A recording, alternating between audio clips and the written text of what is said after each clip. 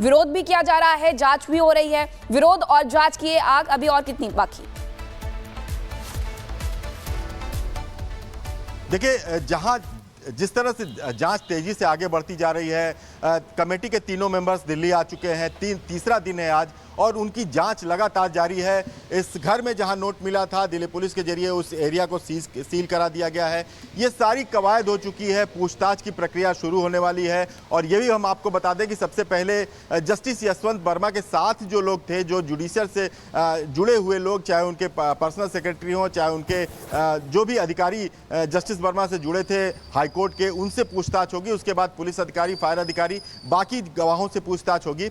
लेकिन बड़ी चीज़ यह है कि दूसरी तरफ जो सिफारिश की गई है इलाहाबाद हाईकोर्ट इनके ट्रांसफ़र की, उसको लेकर इलाहाबाद हाईकोर्ट के जो बार एसोसिएशन है वो लगातार विरोध कर रहा है। उसके सदस्य दिल्ली आ रहे हैं। तमाम सुप्रीम कोर्ट के बार एसोसिएशन के अध्यक्ष कपिल सिब्बल से मुलाकात कर रहे हैं। और यही नहीं, वो चीफ जस्टिस से भी समय मांग रहे हैं कि हम अपना विरोध दर्ज कराएं और कि जस्टिस यशवंत वर्मा को वहां फिर से ट्रांसफर न किया जाए, क्योंकि अगर ऐसी दाग लगी है तो पहले ये हो कि ये क्लीन चिट हो। इनकी जांच कमेटी जो बनी है वो इनको पहले या तो क्लीन चिट दे, और दूसरे जो एसोसिएशन है, दूसरे भी। कैश कांड में एक्शन कब होगा, ये बड़ा सवाल यहाँ पर बना हुआ है। लेकिन जांच का दायरा धीरे धीरे आगे बढ़ता जा रहा है और जैसे जैसे जांच बढ़ रही है यकीनन खुलासे होंगे। बहरहाल बड़ी खबर आपको ये बता दें कि जस्टिस यशवंत वर्मा के घर पर जो कैश मिला उस मामले में कार्रवाई की जा रही है। दिल्ली पुलिस के 8 कर्मचारियों के फोन जब्त कर लिए गए हैं।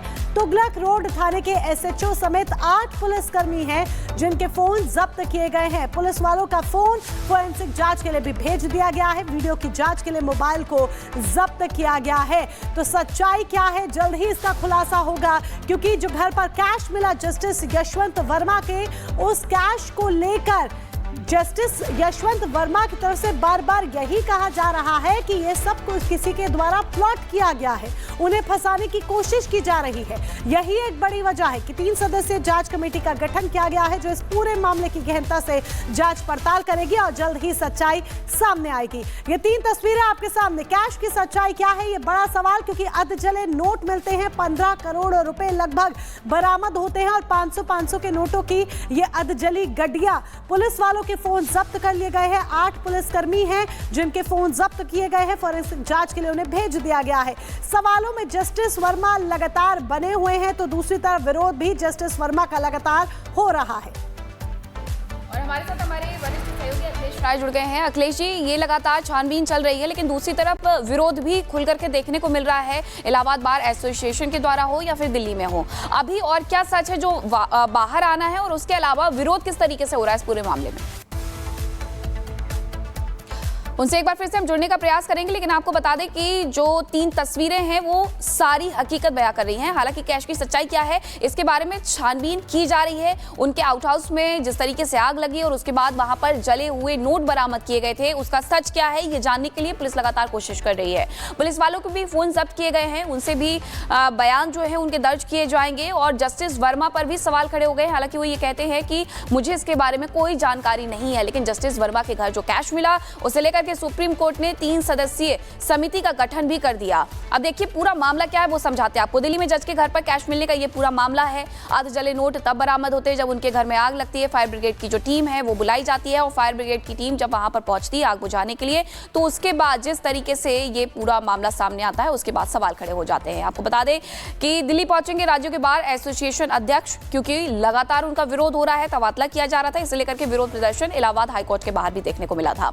कर्नाटक एसोसिएशन ने सीजीआई से अनुमति मांगी है इस पूरे मामले में कि छानबीन होनी चाहिए, और इसी के साथ जो 3 सदस्यीय कमेटी का गठन किया गया है वो भी इस पूरे मामले में छानबीन कर रही है। आपको बता दें कि कैश कांड को लेकर के जो सूत्रों के हवाले से खबर आई वो यही कहती है कि कुछ ना कुछ जुड़ा हुआ है जस्टिस वर्मा का भी इससे। हालांकि अभी जांच होने तक नतीजों पर पहुंचना सही नहीं होगा। जस्टिस वर्मा के घर पे जो कैश मिला था उसे लेकर के जस्टिस वर्मा पूरी तरीके से मुकर गए हैं। उनका कहना है कि उन्हें इसके बारे में कोई जानकारी नहीं है। उन्होंने अपना बयान दर्ज करवाया है, लेकिन जो 8 पुलिसकर्मियों के इस पूरे मामले में फोन जब्त किए गए हैं, अब उनसे भी पूछताछ होगी। उनके भी जो बयान है वो दर्ज किए जाएंगे, क्योंकि एंट्री एग्जिट का सिर्फ एक गेट है। अगर कोई गया ही नहीं तो आखिरकार वो आउट हाउस में जो पैसे हैं वो कैसे पहुंच जाते हैं, ये सबसे बड़ा सवाल बना हुआ है। अखिलेश एक बार फिर से हमारे साथ जुड़ गए हैं। अखिलेश जी, लगातार बार एसोसिएशन के द्वारा विरोध भी किया जा रहा है, जांच भी हो रही है, विरोध और जांच की आग अभी और कितनी बाकी? देखिए, जिस तरह से जांच तेजी से आगे बढ़ती जा रही है, कमेटी के तीनों मेंबर्स दिल्ली आ चुके हैं, तीसरा दिन है आज, और उनकी जांच लगातार जारी है। इस घर में जहां नोट मिला था, दिल्ली पुलिस के जरिए उस एरिया को सील करा दिया गया है। ये सारी कवायद हो चुकी है, पूछताछ की प्रक्रिया शुरू होने वाली है। और ये भी हम आपको बता दें कि सबसे पहले जस्टिस यशवंत वर्मा के साथ जो लोग थे, जो जुडिशियल से जुड़े हुए लोग, चाहे उनके पर्सनल सेक्रेटरी हों, चाहे उनके जो भी अधिकारी जस्टिस वर्मा से जुड़े थे हाईकोर्ट के, उनसे पूछताछ होगी। उसके बाद पुलिस अधिकारी, फायर अधिकारी, बाकी गवाहों से पूछताछ होगी। लेकिन बड़ी चीज यह है कि दूसरी तरफ जो सिफारिश की गई है इलाहाबाद हाईकोर्ट इनके ट्रांसफर की, उसको लेकर इलाहाबाद हाईकोर्ट के जो बार एसोसिएशन है वो लगातार विरोध कर रहा है। उसके सदस्य दिल्ली आ रहे हैं, तमाम सुप्रीम कोर्ट के बार एसोसिएशन के अध्यक्ष कपिल सिब्बल से मुलाकात कर रहे हैं। और यही नहीं, वो चीफ जस्टिस से भी समय मांग रहे हैं कि हम अपना विरोध दर्ज कराएं और कि जस्टिस यशवंत वर्मा को वहां फिर से ट्रांसफर न किया जाए, क्योंकि अगर ऐसी दाग लगी है तो पहले ये हो कि ये क्लीन चिट हो। इनकी जांच कमेटी जो बनी है वो इनको पहले या तो क्लीन चिट दे, और दूसरे जो एसोसिएशन है, दूसरे भी